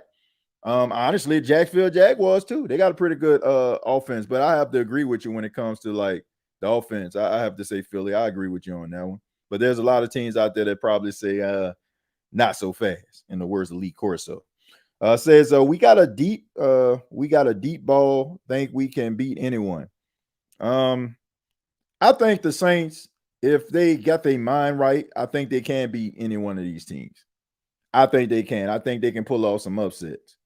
But my biggest issue is, can the coaches put these guys in place? Can they be able to understand situational football and clutch situations to a point where the Saints can actually pull it off? And that's something that I question, but it's possible. Saints beat the Eagles last year when nobody. They can beat Detroit. Well, hold on. Let's make this very, very clear. They did beat Philadelphia, but Jalen Hurts didn't play in that game. It was Gardner Minshew. Like, we got to be fair about it. Now, I get it. You play the guys that were on the field, but we know there's a difference. Like, we don't want to suspend our imagination and our reality to a point where we just feel like Gardner Minshew and Jalen Hurts is on the same playing field. And if Jalen Hurts didn't play in that game, it would have been much of a difference. I mean, it would have been a huge difference. It would have been a huge difference. And we've seen Jalen Hurts play against the Saints, and the Saints had absolutely no answer for him. So it was one of those luck of the draw type situations too. But I mean, we'll see. We already read that one. We going 10-7. That's possible. Bro, 2013 Saints defense was ranked number 4, and we got to the playoffs that year. You mean 2015, who was historically garbage? I guess we're having a conversation in the chat about that. Let's see. The Vikings, I don't know. Yeah, I don't know either, man. I mean, a lot of the situations going on with teams when it comes to injury, sometimes they can be able to overcome that if you have a really good coach. And Kevin O'Connell was a good coach.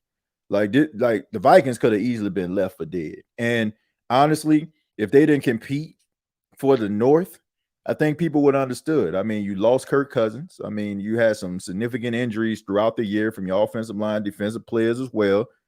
So I think Viking fans would probably understand, like, if it don't go their way. They probably would have just been like, how we've been over the last couple of years as Saints fans. Well, the injury guys have been cruel to us, and it just don't seem like it's our year. But shouts out to them weathering the storm, starting off. I want to say there was like 1-3 or something like that. I mean, it was pretty bad. And then all of a sudden, you know what I'm saying, they're keeping their head above water. They pull off a couple of wins. Big time win a couple of weeks ago against the 49ers with an able Kirk Cousins. And Brock Purdy was out there. So they basically beat them toe to toe. And we know that the Minnesota Vikings fans, I mean, they are loud. They are ready to cheer for their team. They got a lot of passion. I'm always fans of small town,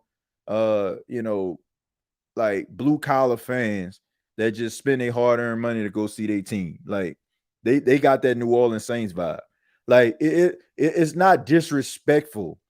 Like, when you talk to a Minnesota Viking fan, they just love their team. Like, it's not like how Philly is. Like, Philly fans are just obnoxious. They're arrogant. Like, they just I just wonder if they actually have a life outside of football, because they're ready to fight if you don't like the team and they lose. They sore losers.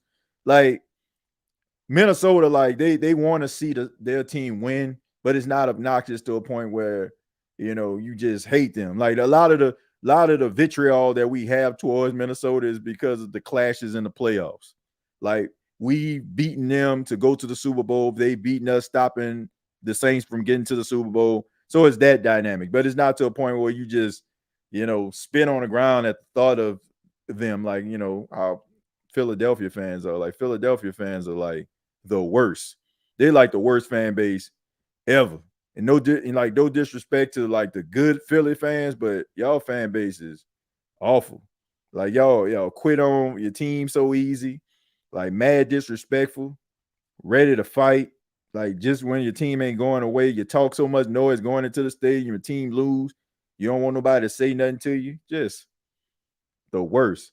Aaron Brooks was in the dome yesterday, TJ. I thought we was going to lose. Well, I think what happened was Aaron Brooks came into the Superdome, but it was combated by Matt Ryan. So I think the football guys were like, well, Matt Ryan is in the Superdome, so we're going to let the Saints win.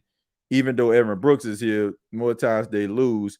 But the Saints always had Matt Ryan numbers, so we're gonna let the Saints win. So shouts out to Matt Ryan being in the Superdome, giving the Saints that good luck charm that they always need, that get right. Shouts out to Matt Ryan. TJ, who's your all-time favorite wrestler? Eddie Guerrero. Eddie Guerrero, man, is my favorite all-time wrestler. Lie, cheat, steal. I've loved Eddie Guerrero since Halloween Havoc 1998, man. Him and Rey Mysterio. Best match ever right there. Always loved Eddie Guerrero. Very underrated. My number 2 favorite wrestler is Kurt Angle. Kurt Angle catches can, as they say, very technically sound. Number 3 is Bret the Hitman Hart. Number 4, I would probably have to say The Undertaker, and number 5 would be Stone Cold Steve Austin. I mean, you got to have these 2 guys in your top 5, but I'm more of the side of technical prowess. I love technical wrestling. I'm not so big on all the pirouettes and super kicks and Phoenix splashes that's going on right now. I'm kind of like a ground and pound submission type wrestling guy, like guys like Bryan Danielson. I love technical wrestling, even though I have appreciation for those guys with the acrobatics like Ricochet and stuff, but I'd rather take a guy that's a technical wrestler over a guy that just round that thing flipping all over the place. Pretty cool stuff, but most of the times when those guys are doing that, it's not really telling a story, and I love stories in wrestling.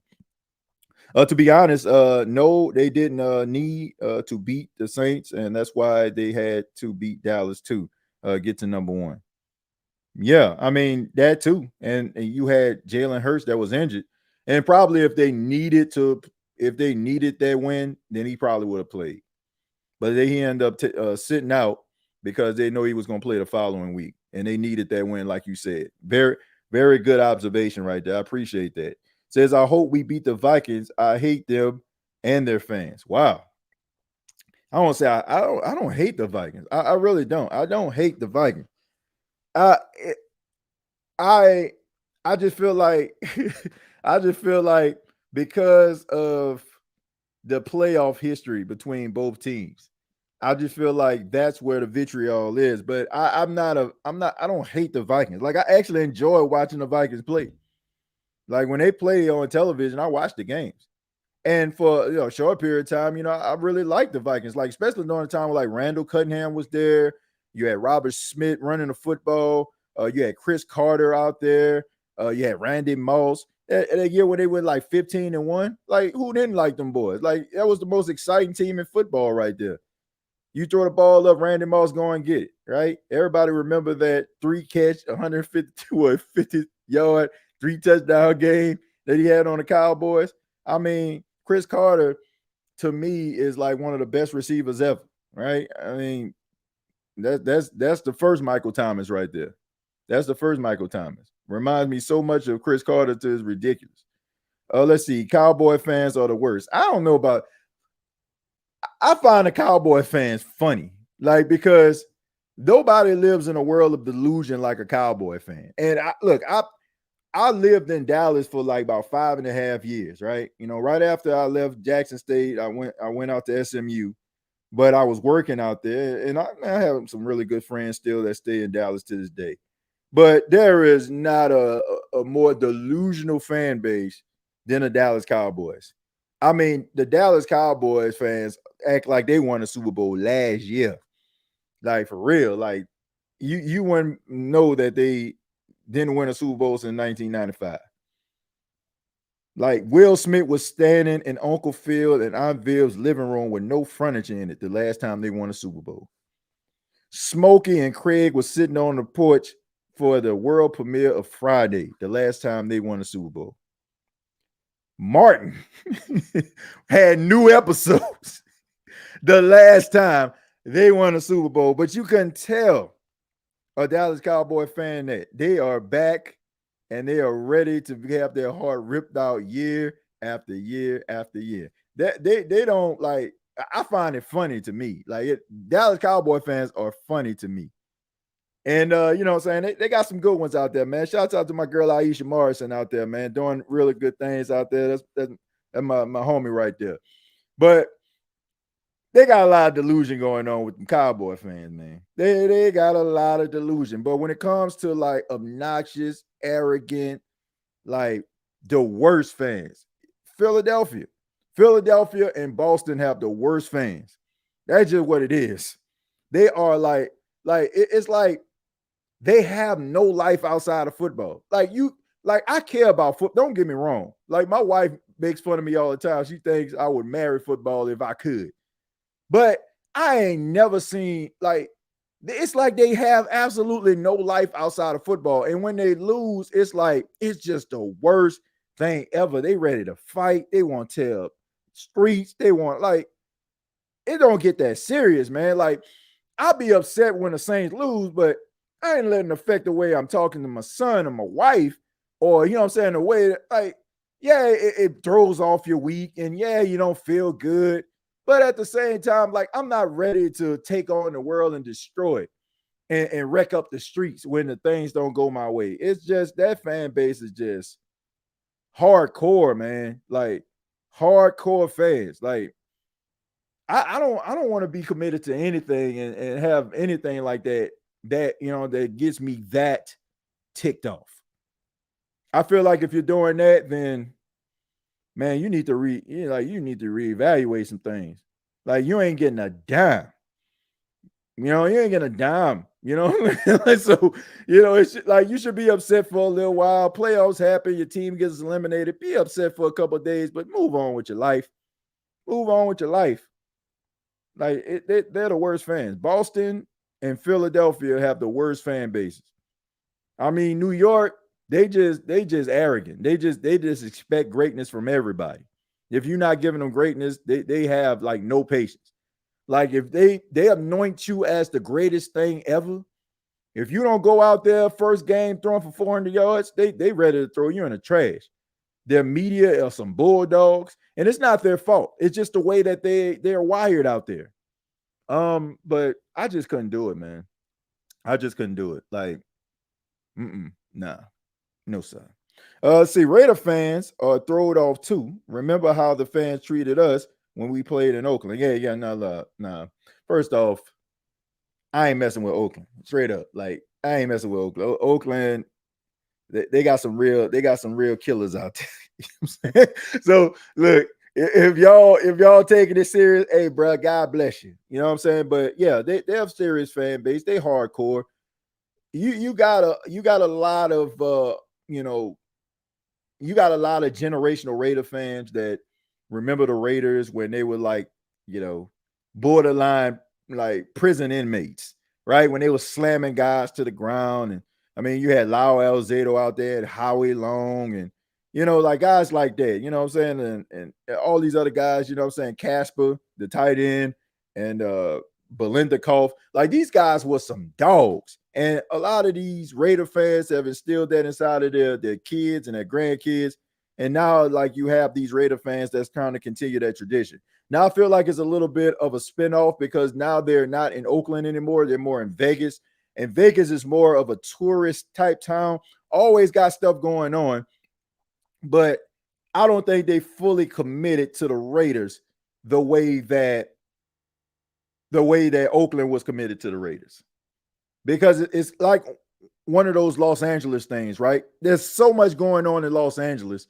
If you're not winning, nobody cares. Now, if you start winning, then they're going to get on board. But I don't think the commitment level for the Raiders in Vegas is as committed as it was in Oakland, if that makes any sense. These guys on the radio here really tried to convince themselves the Patriots aren't that bad.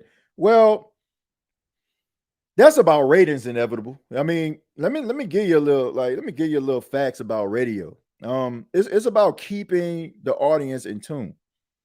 And to be honest with you, do you realize that when a team loses, ratings for radio stations are higher, like sports talk radio stations are higher? It's because everybody is just upset and they want to vent, right? And they're trying to find an outlet. It's almost like when people are on social media, right?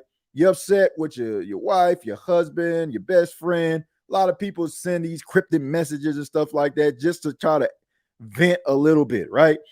So a lot of the times where people are saying like, man, it ain't that bad, they're probably saying that because they know that you're upset because you know it's that bad and they want you to call in. I mean, that is like Sports Talk Radio 101 right there. Smart stuff right there. Good Jedi mind trick, but they don't believe that. You wanna hear what's really going on? Let them cut the radio off.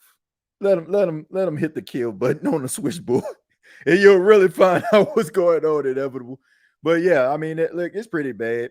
But if they continue to be bad, they'll finally get another quarterback, and maybe they'll be able to get that true successor to Tom Brady. You know, there's some really good quarterbacks in 2024 here, no doubt about that. But I want to say thank you all for checking out the State of the Saints podcast. Want to give a special shout out to everybody that called in. Shouts out to my boy Tim out there in the Great White North of Canada. Yeah, I got your message, my friend. I see you in the gym, you know what I'm saying, clanging and banging, working out. Shouts out to you, man. Appreciate you. I've seen you wanted to call in, man, but I know how that goes, man. You try to focus, be dialed in at the gym.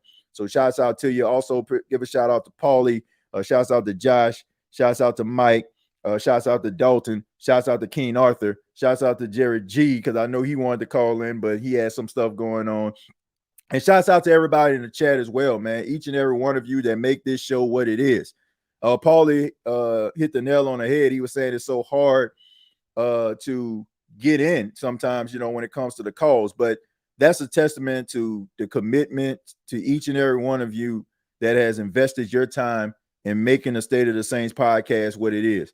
For the person that never called into the show but always in the chat, or the person that always calls in and never in the chat, or the person that's listening at home that always seems to, you know, make comments after the show, thank you all so much for making this show what it is. This has been one of the highlights of my life, man, just creating a show about passion and love for my hometown team, the New Orleans Saints. And none of this would be possible without each and every one of you and your confidence in me to give you all entertainment and a show that you all can love and enjoy. So I appreciate that. For those that are new, hopefully this won't be your last time chiming in. You can check out previous episodes that are available on Apple Podcasts, Spotify, iHeartRadio, Anchor FM. Also, download the HNSN app. Every Wednesday at noon is a new episode of the State of the Saints podcast, not heard here on YouTube. So make sure that you download the app so you can be able to hear the new episode of the State of the Saints podcast. We're going to be talking about the Minnesota Vikings. We're going to be talking a little bit about some of the things the Saints need to do in order for them to seriously make a run here and possibly win a division with no hiccups and more stuff. So make sure you check it out. HNSN is the app that you need to download to check it out. Thank you all so much. Enjoy the rest of your night or your day, wherever you are right now. And like always, all I got to say is, who dat? Good night, everybody. Hey, don't let these tears fool you. It's all dog around this mug. I'm good.